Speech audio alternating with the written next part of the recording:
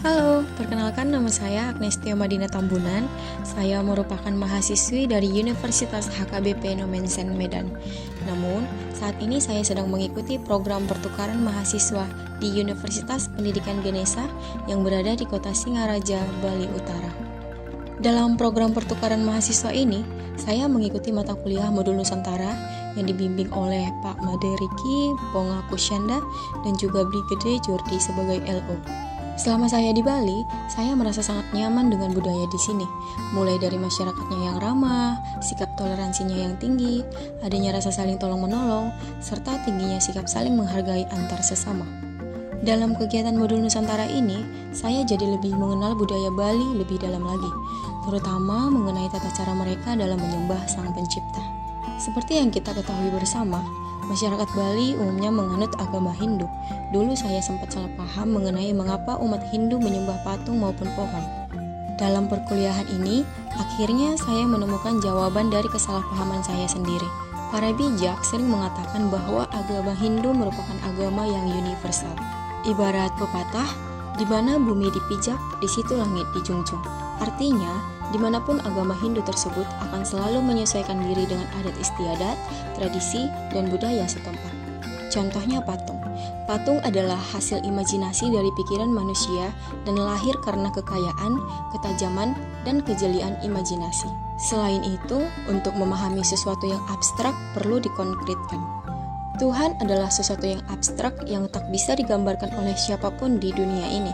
Dengan keterbatasan manusia, sehingga dengan seni dibuatlah simbol atau media untuk memusatkan diri pada Tuhan. Salah satunya berupa patung.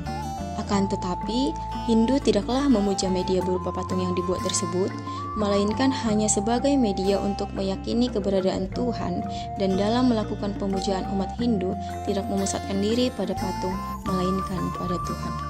Hal ini bisa dianalogikan seperti ini. Seseorang yang mencintai Soekarno dan belum pernah bertemu Soekarno pasti akan mencari sosoknya lewat foto-foto, rekaman video, maupun buku-buku yang menuliskan tentang Soekarno.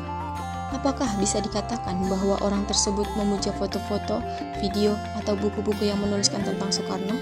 Tentu tidak demikian, karena foto, video, maupun buku tersebut adalah sebuah jalan untuk mengetahui Soekarno, dan orang itu akan tetap kagum pada sosok Soekarno, bukan pada fotonya. Dalam mata kuliah ini, saya juga belajar mengenai falsafah Bali. Falsafah yang pertama yakni Trihita Karana, yang artinya 3 penyebab terciptanya kebahagiaan. Trihita Karana merupakan konsep atau ajaran dalam Hindu yang selalu menitik beratkan bagaimana antar sesama bisa hidup, saling bertegur sapa satu dengan yang lain, tidak ada riak-riak kebencian, penuh toleransi, dan penuh rasa damai. Pertama, parahyangan, yang artinya hubungan manusia dengan Tuhan. Banyak di kalangan kita mengartikan bahwa parahyangan berarti tempat suci atau pura untuk memuja Tuhan. Sebagai umat manusia yang beragama, yang atau selalu memohon perlindungannya, sangat menghargai budi, baik lahir dan batin kepadanya. Hutang budi tersebut tak akan terbayarkan dengan apapun. Karena hal tersebut, maka satu-satunya cara yang dapat kita lakukan kepadanya hanya dengan jalan menghaturkan bakti dan serada setinggi-tingginya. Kedua, pawongan, yaitu hubungan manusia dengan manusia. Sebagai makhluk sosial, manusia tidak dapat hidup menyendiri. Mereka memerlukan bantuan dan kerjasama dengan orang lain. Karena itu, hubungan sesamanya harus selalu baik dan harmonis. Hubungan antar manusia harus diatur dengan dasar saling asah, saling asih, dan saling asuh, yang artinya saling menghargai dan saling membimbing. Hubungan antar keluarga di rumah harus harmonis. Hubungan dengan masyarakat lainnya juga harus harmonis. Baik ini akan menciptakan keamanan dan hubungan lahir batin di masyarakat. Masyarakat yang aman dan damai akan menciptakan negara yang tentram dan sejahtera. Perkataan adalah akar dari perilaku. Karena itu dalam hubungan, semua dipengaruhi oleh perkataan atau ucapan kita. Kemudian akan menjadi perilaku yang baik yang menjadi dasar mutlak dalam kehidupan sebagai manusia. Karena dengan melakukan susila, manusia dapat meningkatkan taraf hidup di alam skala maupun di alam niskala.